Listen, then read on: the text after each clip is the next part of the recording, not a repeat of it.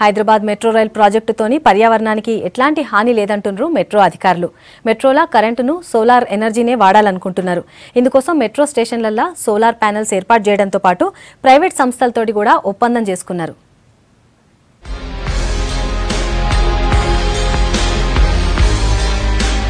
సిటీలో ట్రాఫిక్ ఇబ్బందుల నుంచి బయటపడేసే మెట్రో రైల్ ప్రయాణం చేయాలని జనం ఎదురు చూస్తున్నారు. ఈ ప్రాజెక్ట్ ని కాలుష్యం లేకుండా పర్యావరణానికి హాని కలగకుండా చేస్తుంది ఎల్ఎన్టీ. కేవలం జర్నీయే కాదు, పవర్ సేవింగ్ చేసేందుకు మెట్రో ప్రాజెక్ట్ లా సోలార్ వినియోగించే ఏర్పాట్లు చేస్తున్నామంటున్నారు హెచ్ఎంఆర్ అధికారులు. హైదరాబాద్ మెట్రోని పర్యావరణ హితంగా ఎన్వైరన్మెంటల్ ఫ్రెండ్లీగా చేసుకుందామని చెప్పేసి అనేకమైనటువంటి చర్యలు తీసుకుంటున్నాము. వీలైనంత వరకు నగరాల్లో కాలుష్యాన్ని తగ్గించాలనేటువంటిది, అందులో ఈ ప్రజా రవాణా వ్యవస్థ అనేటువంటిది Hyderabad metro rail project completely electrical మీద ఆధారపడినటువంటిది.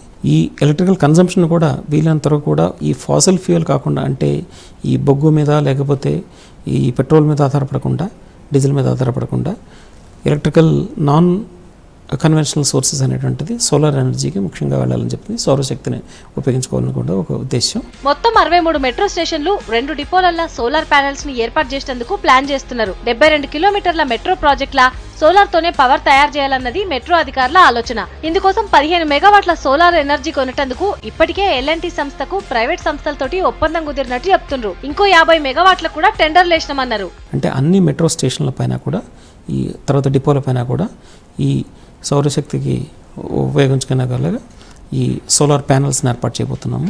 అది ఆల్రెడీ వర్క్ ప్రోగ్రెస్లో ఉందన్నమాట. దానివల్ల 15 మెగావాట్లు సంవత్సరానికి మాకు వస్తుంది. దానితో పాటుగా ఇంకా ఈ సోలార్ ఎనర్జీ కోసం ఇప్పుడు ఎలాంటి వారు ఈ మధ్యన టెండర్స్ పిలవడం జరిగింది. ఇంకొక 50 మెగావాట్లని వారు ప్రైవేట్ కంపెనీస్ తోటి ఒప్పందం చేసుకుని తెలంగాణ రాష్ట్రంలోనే ఏర్పాటు చేసేలాగా, వేరే చోట్ల ఏర్పాటు చేసేలాగా, అది ఆ సోలార్ ఎనర్జీ కూడా మాకు ఈ మెట్రో కోసం ఉపయోగపడుతుంది అనమాట. అంటే దాదాపు 50 నుంచి 60% మా రిక్వైర్మెంట్స్ అన్నీ కూడా సోలార్ ఎనర్జీకి వెళ్ళేలాగా ఈ ప్రణాళిక తయారు చేయడం జరిగింది.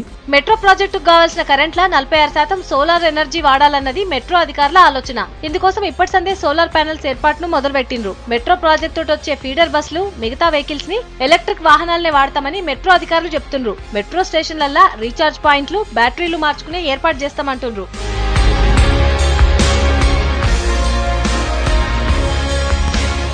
మెట్రో రైల్ ప్రాజెక్టుల వీలైనంత ఎక్కువగా సోలార్ పవర్ ని వాడాలని ఆలోచన చేస్తున్నారు. ఇట్లాంటి పెద్ద ప్రాజెక్టులలో పర్యావరణానికి అనుకూలమైన సౌరశక్తిని వాడటం మంచిదంటున్నారు నిపుణులు.